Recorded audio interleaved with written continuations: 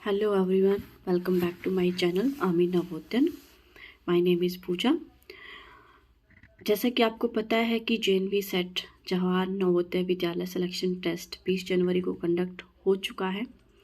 अब बच्चों को क्यूरियोसिटी होगी कि कट ऑफ क्या जाएगी, रिज़ल्ट कब आएगा। लेकिन उससे पहले थोड़ा सा पेपर के बारे में बात कर लेते हैं। जैसा कि आपको पता ही है कि पेपर में 80 क्वेश्चन आए थे, 100 नंबर का पेपर था टोटल, जिसमें आपके 3 पार्ट होते हैं।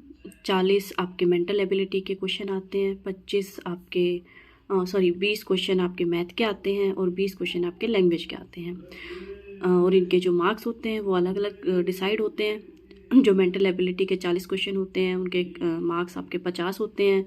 मैथ के 20 क्वेश्चन, नंबर आपके 25 होते हैं। लैंग्वेज के भी 20 क्वेश्चन होते हैं और नंबर आपके 25 होते हैं। तो ये तीनों ही पोर्शन आपके मेरिट बेस तो होते ही होते हैं, उसके साथ साथ ये क्वालिफाइंग भी होते हैं। अगर किसी बच्चे ने मान लो मेंटल एबिलिटी के 40 क्वेश्चन ठीक किए हैं, लेकिन मैथ वो नहीं कर पाया है, मैथ के उसने 4-5 क्वेश्चन ही सॉल्व किए हैं और वो ये सोच रहा है कि चलो भाई मेंटल एबिलिटी के मेरे सारे क्वेश्चन ठीक हैं, लैंग्वेज मेरी बहुत अच्छी हुई है, मेरा तो हो जाएगा। तो ऐसे नहीं होता है।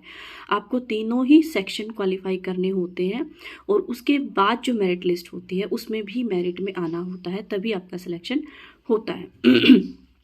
अब अगर बात करें कि भाई क्वालिफाइंग क्या रहेगी, कट ऑफ कितनी जा सकती है, तो क्वालिफाइंग आपके मेनली जैसे 25 नंबर का है तो 10-12 नंबर ही आपके क्वालिफाइंग रखे जाते हैं।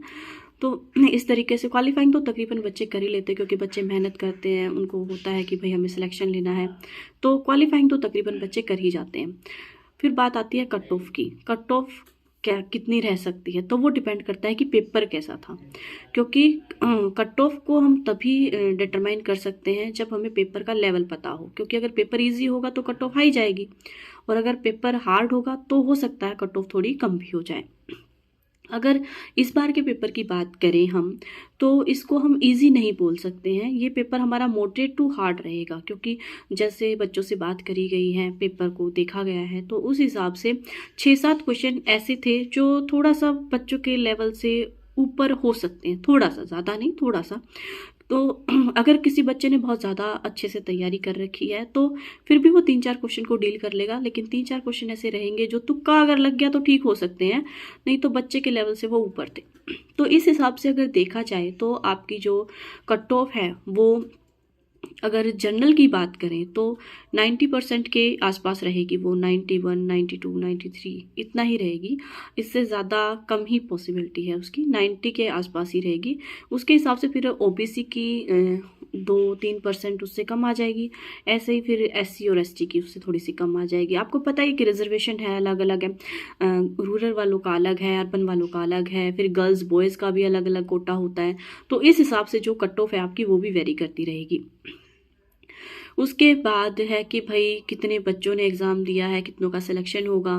तो लगभग अगर टोटल रजिस्टर्स की बात करी जाए तो तकरीबन 20 लाख बच्चों ने रजिस्ट्रेशन किया है।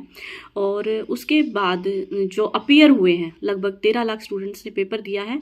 और इनमें से जो सिलेक्शन होगा, आपको पता है हर एक JNV में 80 सीट ही होती हैं और लगभग 650 JNVs हमारे इंडिया में हैं इस टाइम पे। तो इस हिसाब से देखा जाए तो तकरीबन 50,000 बच्चों का इसमें सिलेक्शन होना है। तो अब देखते हैं कि कट ऑफ क्या रहती है। मोटा मोटा एस्टिमेट मैंने आपको बता ही दिया है कि इतना रहेगा। रिज़ल्ट कब आएगा ये देखना है, तो जो हमारी ऑफिशियल साइट है JNV की, उस पर अभी तक कोई ऐसी पर्टिकुलर डेट मेंशन नहीं है कि भाई इस डेट को रिज़ल्ट आएगा। लेकिन जो एक्सपेक्टेड है वो आपका मार्च और अप्रैल में एक्सपेक्टेड है कि 1 मार्च से 30 अप्रैल के बीच में आपका कभी भी रिज़ल्ट आ सकता है।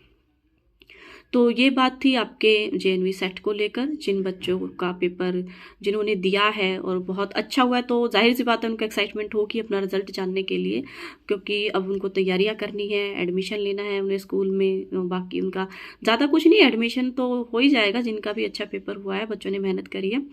तो अब क्या करना है उनका, तो बस जैसे ही लिस्ट में नाम आता है उनको अपनी डॉक्यूमेंट वेरिफिकेशन करानी है और उसके बाद उनका एडमिशन हो जाना है।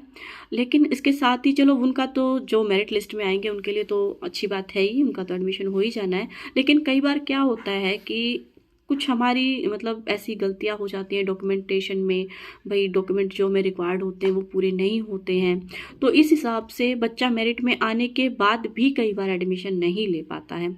और जो वेटिंग लिस्ट होती है, एडमिशन के टाइम भी वेटिंग लिस्ट आती है, तो अगर कोई बच्चा 1-2 पॉइंट से 1-2 नंबर से रह जाता है तो उसको हताश होने की ज़रूरत नहीं है, उसका भी नंबर आ सकता है। ठीक है, उम्मीद बनाए रखनी है, क्योंकि ज़रूरी नहीं है कि जिन्होंने क्वालिफाई कर लिया है उन सभी का एडमिशन हो ही जाएगा, क्योंकि कई बार डॉक्यूमेंटेशन में भी गड़बड़ मिल जाती है और उन बच्चों को एडमिशन नहीं मिल पाता है। तो जो वेटिंग में आए वो भी अपना लगातार चेक करते रहें लिस्ट को, कि कब कौन सी लिस्ट आ रही है, एक वेटिंग लिस्ट आई है, दूसरी वेटिंग लिस्ट आई है। तो इस तरीके से जो बच्चे 1-2 नंबर से रह जाते हैं उनका भी नंबर आ जाता है। और कई बार क्या होता है कि 80 सीट का मतलब पहले वो 80 बच्चों की लिस्ट निकाल देते हैं, लेकिन कई बार क्या होता है कि बच्चे एडमिशन नहीं लेते हैं। कुछ पेरेंट्स को ये होता है कि नहीं, हमारा बच्चा अभी छोटा है, अभी हमसे दूर रहेगा, सारा काम कैसे करेगा, वहाँ पर तो खुद कपड़े धोने पड़ेंगे, सारा सब कुछ कैसे मैनेज करेगा। तो इन चीज़ों को भी देखकर कुछ जो पेरेंट्स होते हैं उनको अपने बच्चों से ज़्यादा ही लगाव हो जाता है, तो वो भी बच्चों को एडमिशन नहीं कराते हैं। तो कई सारे फैक्टर होते हैं तो जो मतलब सीट पूरी होने के बाद भी नहीं भरती हैं। तो जिन बच्चों का, मैं स्पेशली उनको बोलूँगी कि भाई अगर 1-2 पॉइंट से आप रह जाते हो तो हताश होने की ज़रूरत नहीं है, आपको मौका मिल सकता है। ठीक है, एक उम्मीद हमेशा बनाए रखिएगा आप अपनी।